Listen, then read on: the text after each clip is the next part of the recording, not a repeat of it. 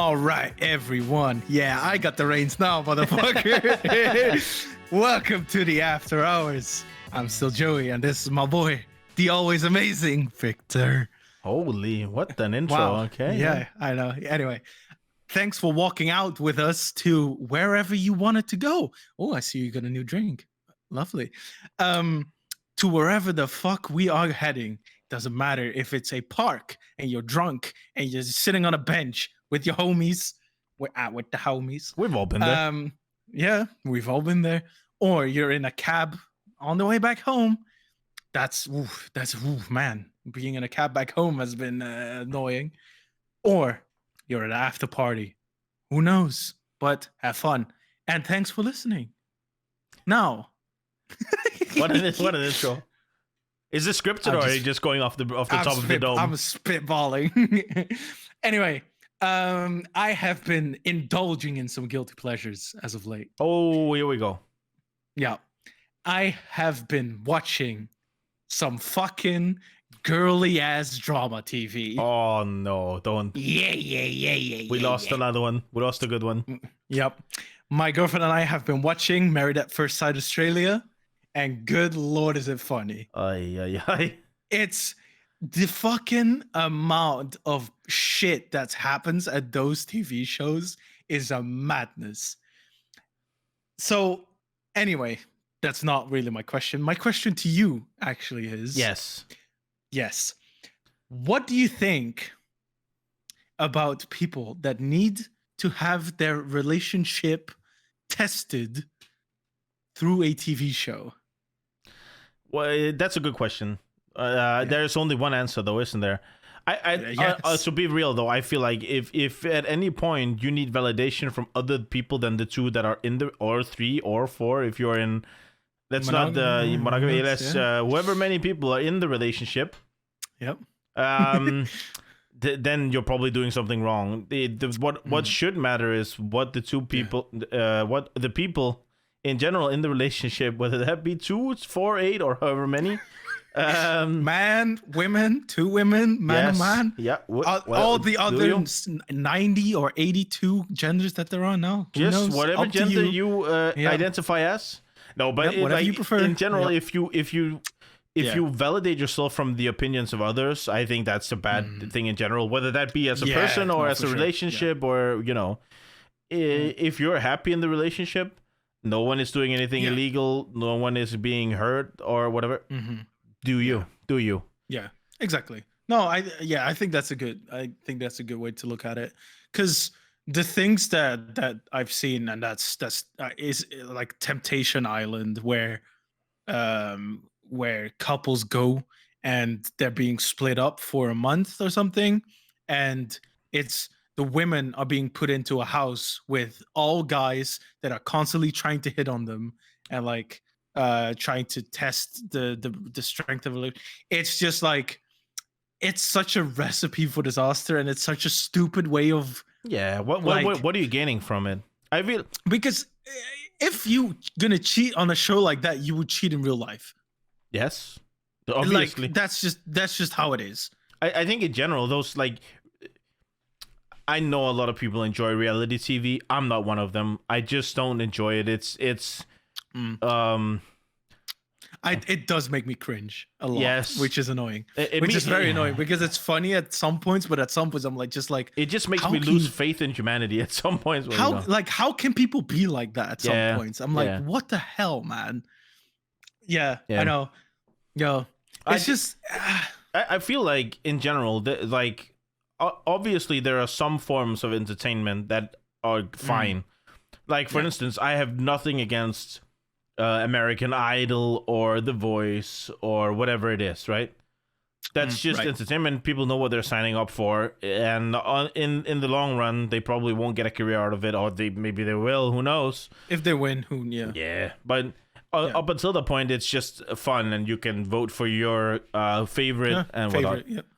But like X on the Beach or whatever it's called, Married at First Sight.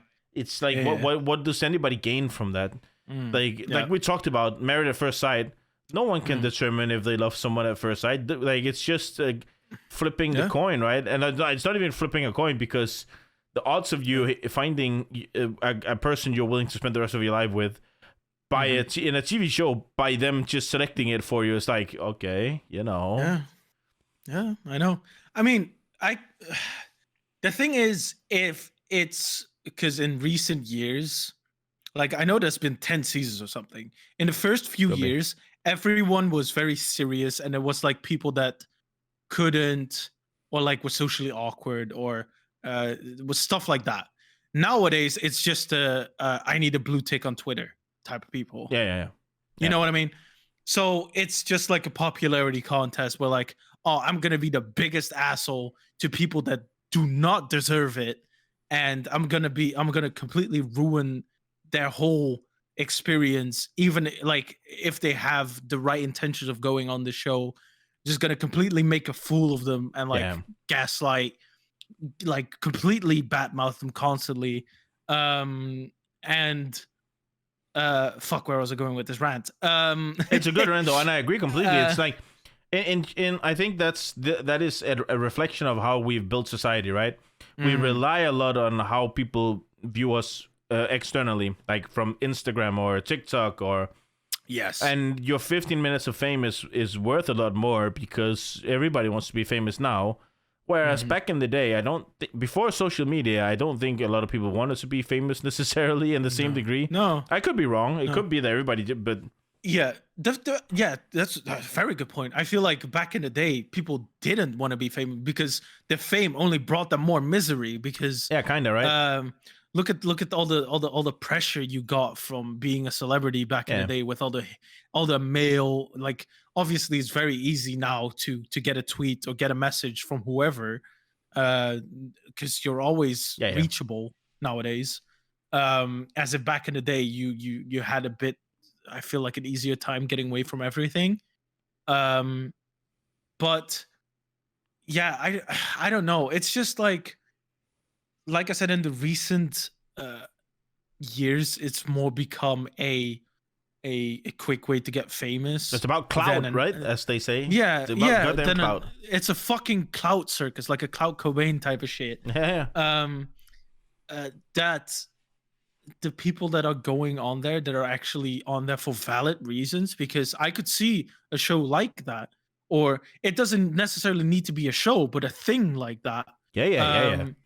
That people with extreme anxiety or a serious illness or stuff like that, that kind of needs some help getting to know other people, and there's a panel of relationship therapists that match them. So it could work, and it could definitely like, for if you go there for valid reasons, it could be a good thing.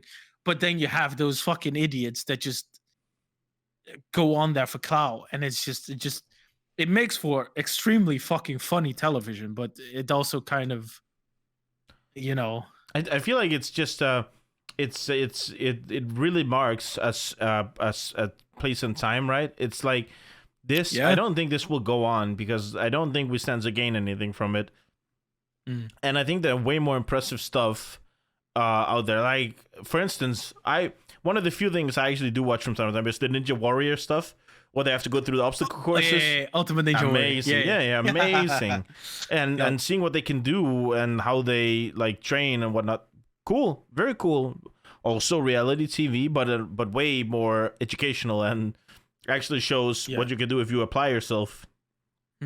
But I feel like stuff like X on the Beach and Married at First Sight and Date Me Naked, or whatever it's called, the naked dating or whatever. That's a thing. Yeah. I haven't seen that yet. Yeah, I don't know. I don't know what it's called. The naked. I don't know. You can look it up if you. Yeah. But I feel like that provides very little value, and at some point it becomes trivial, and people go, we've seen that before," kind of thing.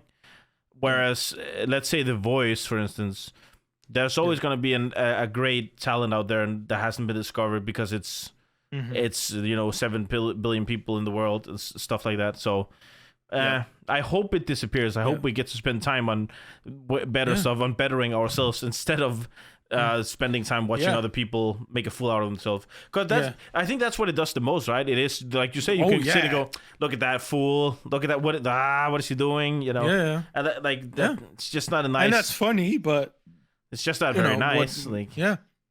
To just keep kicking downwards, right? It also just breeds that fucking stupid ass mentality of like you have to, pick on other people for not, acting to your standards or for sure stuff like that. Fuck! I had a really good question when you were ranting, but I forgot. Shit. Oh yeah. So where do you think we're gonna go? Like mentality and lifestyle wise in the next few years? Do you think it's gonna stay, or do you think something drastic is gonna happen, like a COVID? Even though we talked about this, COVID did for a certain point, and now it's just back to normal. I think. What do you think? What do you think is gonna happen that will change this generation to like another? Do you know what I mean? Yeah, like a paradigm shift or whatever, like a shift in mentality. Yeah. I think first like of all, the energy is about to shift. Yeah, I think I actually think COVID put bigger, like obviously on the surface, everything is back to normal most places now. They still have some lockdowns in China, like you said, but I think the underlying stress and I think it has created an anxiety amongst. Because I think most of us growing up now, like the generations from like I'm from 1990, and from there onwards, there have been no bad things really happening that has affected our lifestyle, right? Yeah, we've had no really big wars up until now. I know Ukraine. We've had no geopolitical issues like the Cold War. We've had no serious sickness up until COVID. And so I feel like we're actually very ill prepared because we don't know how bad things can get. But you're talking about the Western/European, like Northern European obviously, world, right? Obviously. Yeah. And I know there are people in poor parts of the world that have it way worse than us. And I because I probably the Israel Jerusalem, like that whole thing. You had the America in Iraq and Iran type thing. Listen, we were closer to that war than they were, and I don't think it manifested as a thing that it could actually. Because while I, as everybody did, remembers 9/11. It didn't really. It was scary, and terrorism is scary in general, but it has never been a scare as in it could end the way we live, or it could unlike the fucking Cold War. Yes. And like I spoke to my grandma about this, and she said, I remember when the Germans came, I remember the Cold War, I remember and the good thing about those kind of crises is it makes people stand together, right? It everybody turns to each other, helps each other, unites, helps each other. That's very nice. But I think we need something to shift, unite everyone over. Because it feels like it's been a very COVID actually divided people a lot, not just in 100%. No, I agree. Countries. Everybody shut the border. Everybody was like pointing fingers at they're doing it wrong or right, and who made the vaccines and who made all sorts right, and. That's very sad. I hope that I agree. I actually hope that we in the Western world, in Europe and Asia, and the States stop producing as much stuff in Asia as we do, because I feel like that's one thing that was very unnoticed, or like it got swept up in all the other things, was the Evergrande, the ship that got stuck in the Suez Canal, and we couldn't get anything up here. I got affected. Not in a major way, but yes. How so? So because when I just moved in here, I ordered a lounge set for outside because I have a big balcony. So I wanted to have I just wanted to have a nice balcony, just so that we could chill outside in the summer times, because I have a son from 3 until like 9. Oh, that's nice. In the evening, which is very nice, but it also gets very hot because I have like the living room there as well. But anyway, so that shit apparently got stuck there because of that. That's funny. And I was waiting for months, and I was like, what the fuck is this thing? So I contacted them, and they're like, oh yeah, so it never came because it got stuck there. I'm like, okay, well, can I get my money back? And they're like, yeah. I'm like, okay, well, thank God. I was like, what the fuck is this thing? But yeah. But I think that actually that highlighted a very big issue, is that if we outsource everything to other countries, we leave ourselves very vulnerable to stuff that we can't control, right? Yeah. Like the COVID virus and like the war in Ukraine. Like, for instance, people probably don't know this, but Ukraine was known as Europe's breadbasket because such a big percentage of grain that produces bread and whatever is grown in Ukraine. And so obviously now that's what makes the prices spike on a lot of foods. Yep. And I feel like that is something that we need to take a look at in Europe, finding a better way of securing the essential things, because globalism and us uniting the world is great in certain areas, but it definitely don't work in other areas. Yeah, no, that's a funny thing I noticed in Australia and New Zealand, because Australia and New Zealand have a very like they do a lot themselves in that sense. Like they have their own oil, they have their own they have their own food supplies, whatever the fuck. So when I went there, and obviously the prices still went up with inflation, everything does. Some things though, but they were like, oh yeah, gas has gotten so expensive nowadays. And it's like, that was when there was a peak here because of the Russia war. Because Europe gets most of that gas from Russia. And here it was like, I think like 2.5 euros a liter. Yeah, it peaked some there. Yeah, in Denmark as well. And over there, it was like $2 a liter, which is about €1 a liter. And they're like, oh yeah, it's so expensive. I'm like, are you joking? I pay like triple what you pay for gas. Like, how can you tell this is expensive? Yeah. And it's like it put into complete contrast that like that whole part of the like that just has complete self-sustainability if they needed it.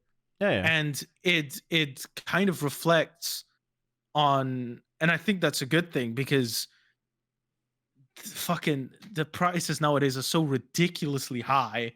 I used to pay 60 euros in gas bills a month. Yeah. Now I pay up to like 140 euros a month. Yep. Of just gas, which is ridiculous. Yeah. But it's just this what it is. I mean, there, in a lot of senses, Australia way better off because they have the right climate to grow almost any food they want. They have oil, all that kind of stuff, right? But I agree with you. Like, there's obvious. They also have a massive amount of land that they can use to, Also, that they cannot use because it's fucking dead. Yeah, true. But you could probably find a way to make it happen. It's the point, right? Like, there's, it's definitely not like it's filled up. Let's put it that way. Whereas if you go to the Netherlands, for instance, you guys are like 20 million, I think, almost like 18 million or something, in a very very small area, right? So. But if we go to Denmark, for instance, we're like almost 6 million people. We have a lot of ground that is not used really.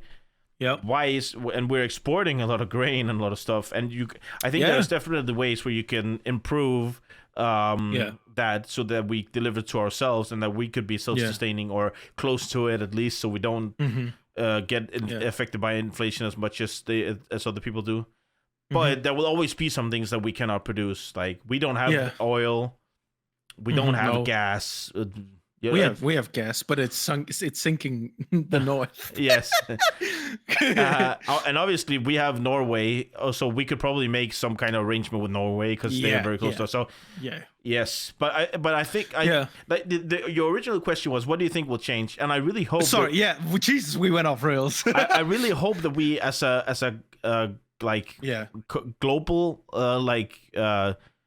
if I don't want to say like as a planet realize that we need to change some things, because like you say, on one hand it's amazing that they can like produce oil. On the other hand, it's destroying the world. It's literally just we're heating up, that needs to change. We need to find a way to make better food and make more sustainable food, not just big steaks every night and all that stuff, So what were you gonna say?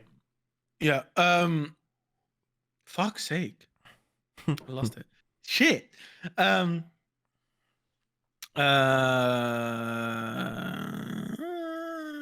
what was I gonna say? Anyway, I had a good point that like on your last the last thing you said about the more sustainable shit, is that it was very funny to see how in Australia, New Zealand, a land where it is 99% of the year sun, just straight up sun, no solar panels at all. Yeah, that's wild, right? That's wild. Nothing. Yeah. And the first thing that was funny, I had a conversation with my dad about this when I talked about moving there. He was talking about oh, cool. So like good thing like you could just have some solar panels on the roof. That would be nice. Because that like your electricity bill won't be that high. I'm like, yeah, it would be, but they don't, because if you put a solar farm in the middle of the desert there, you will supply the whole country with electricity and it will never run out. Yeah. I don't think it will ever run out. But the thing that I've learned is that in Australia, apparently, coal mining is a very one big of thing. very like one of the biggest job like suppliers that there is, like working in the mines. Because apparently that gets paid the most. A lot of students go there to get a lot of money before they go traveling. So like fossil fuels, or like I don't know if coal is fossil. Is coal fossil fuels? Yes. Yeah. Is the biggest thing there, and they do not want to get rid of it. And I know that I talked to someone over there, and they told me that they are super against it because it will just get rid of all the jobs. And I'm like, okay, but there is a job shortage. So what about the planet? That'll get rid of jobs if that dies. Yeah. It's just so funny how everyone is so. Man, I am like, honestly, and this is gonna sound morbid as hell, but we are gonna die sometime soon. Every one of us. I'm not actually sure. On one hand, I agree, but on the other hand, it is so hard to predict when quantum leaps happen in any field that we could literally wake up tomorrow and Elon Musk has produced electricity from a speck of grain or whatever. What I've seen is Elon said something about if we make 7 or something like that solar factories in the Sahara Desert, the whole world will be supplied. Yeah. We can supply the world. Yep. Why isn't this done? Because the money. That's literally it, right? Yeah, but it's just like what? Yeah, I agree with you. Fuck, man. Yeah, I agree with you 100%. I have a question, and along. I will say, there is a very good chance that Earth dies. That I am agreeing with. But we'll think, run out of luck somehow. But I don't think we die as humans. Oh, I think we go somewhere else. It's inevitable for me. My only question is, there's no way that in... You mean space? Yes. Okay. Yes. All right. Okay, we're going into space. Fuck yeah. I love space. Yeah, hit me. I just think it's, first of all the people out there that go, we are the only form of life in the... Fuck no. No. Fuck no. There is an infinite amount of universes. What do you mean? Yeah. If you make enough... No. If we are lucky enough, then someone else has been lucky enough. Now, the other thing is, there are too many... almost like there's definitely people like planets close enough that we can get there, that we can make something that will get us there, and probably terraform or whatever. Now, probably not our generation or the next generation or even after that, but as long as the let me put it this way, you and I have 75 years left on the planet, probably something like that. Yeah, I have seen, like, Neil deGrasse Tyson had a very nice point, because I've been listening to Star Talk. Oh yes, his podcast. Yeah, and he said something very cool. He said, like, life expectancy has has improved by so many years in this amount of time, and then it's improved even more in this amount of time. But the moment it equals or overtakes, we will be able to live forever, because it will reduce, like, like, if they improve life expectancy by 2 in 1 year or something, it will, like, you will never run out of years. You know what I mean? Yes. Like, I find it fascinating. I find this shit fascinating. For sure. I think there's a very big chance that a very large percentage of the world population dies. Yeah. Because I feel like China and India are half of the world's population, something like that. And they are, let's call it, not really suited for it.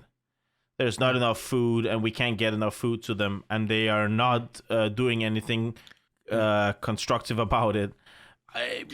What I've seen, though, China. Have you seen China? China is actually China isn't growing as population. That's wild, right? It's going downhill. Yes. But I've seen that. It's like, I don't know what it's called, but it's like the Great Decline or something like that. And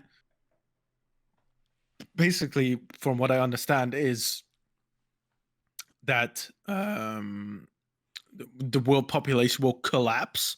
In some sense. Because people don't want to have kids or whatever the fuck is going on. In China, it is like that. Yes. Because the previous generations, look at even 100 years ago, families had 10 kids. Yes. And nowadays 1 or 2 is the norm. Yeah. So that's already 8. Yes. But I will say there are some very big factors in that. Number one is you needed back in the day, you needed a big family, because most family businesses were run like family businesses, right? Yeah. Now the other part is in China especially, they did it. You could only have one child. They had the one child policy.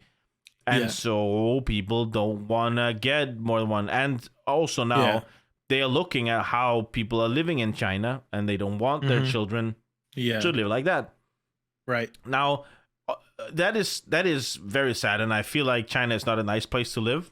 Could be wrong. I have never been there, so I don't know. It's just the way it looks, right?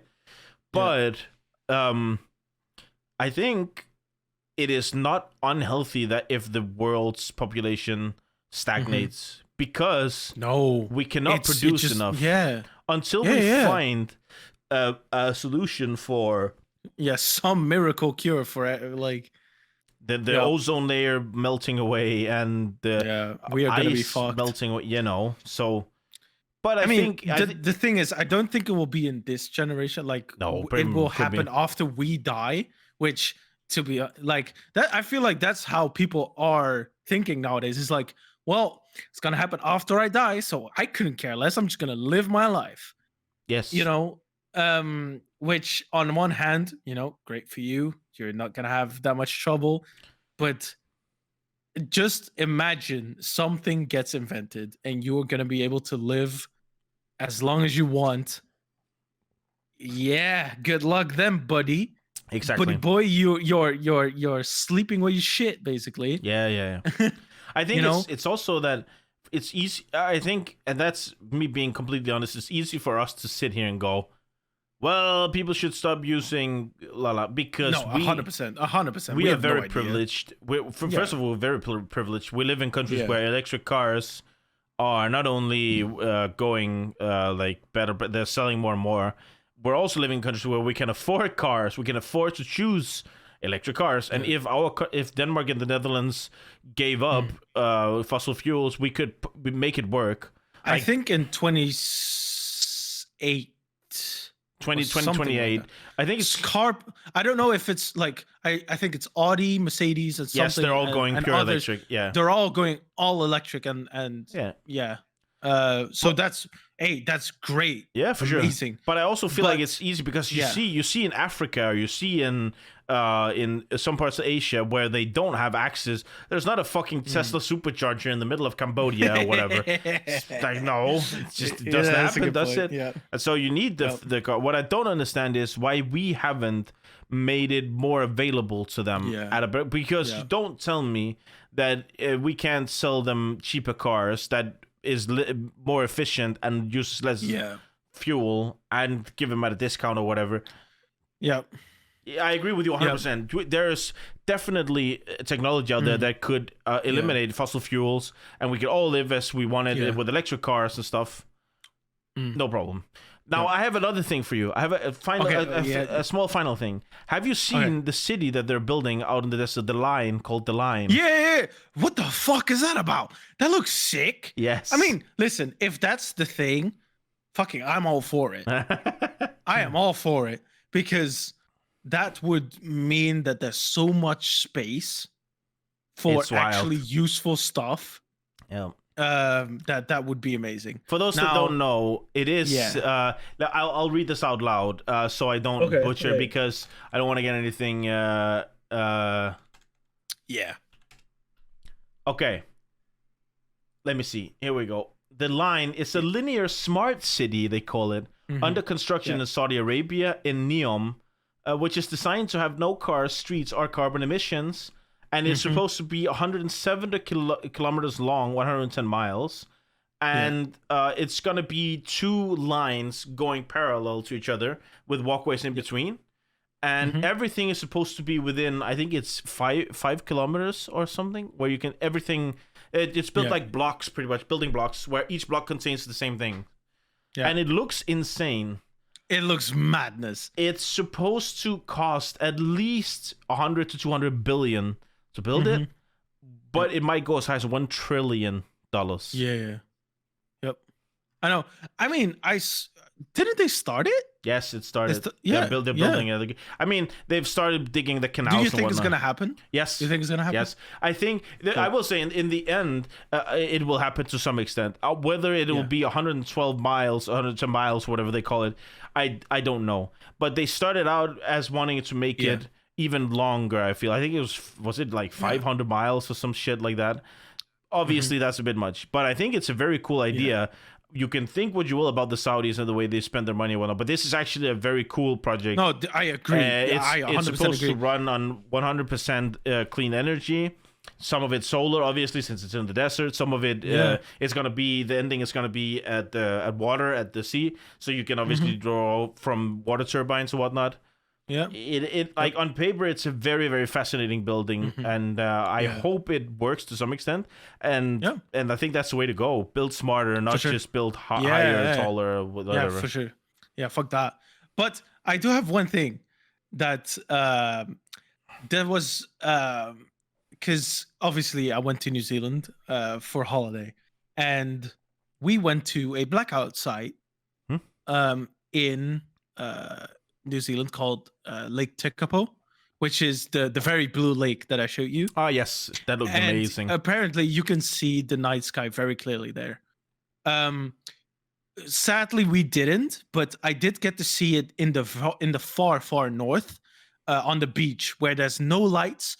You can see the night sky as clear as, like, you could see the Milky Way because it's that, like, there's no light pollution and it's gorgeous. Yeah. I would have killed to see the night sky back in like the 1500s when there was no light pollution. Yeah. Like where they could clearly map where they were going based off of the stars, which is amazing. But yeah, like, fuck, man. I just think. Right, so next after hours we're talking about space, motherfuckers. Let's do it. Let's do that. Let's do that. Yeah. All right, sick. So I think that about wraps it up then. I think so. we should end it here Yep. because we're gonna get into deep territory if we don't. Yeah. Oh, for sure. So head into deep space with us on the next episode of After Hours. Yes, sir. Yes, sir. Follow us on Instagram, Twitter, and TikTok to have daily updates on what the fuck we're going to be doing on the normal podcast. We are going to be posting daily, not daily, but weekly questions for the last call that you have to answer because it's nice. We like that. Subscribe, ring the bell, and obviously comment on the videos. Like it if you want. If you didn't like it, dislike it. It is what it is. But let us know why so we can improve, you know? Nice. Constructive criticism. We love it. Anyway, thanks for this journey again this week. I think it's week 6 or 7 already. Something like 8. that. I've lost count. I don't know, but we've been doing it for a while and I've been loving it ever since. So yes. Thanks, people.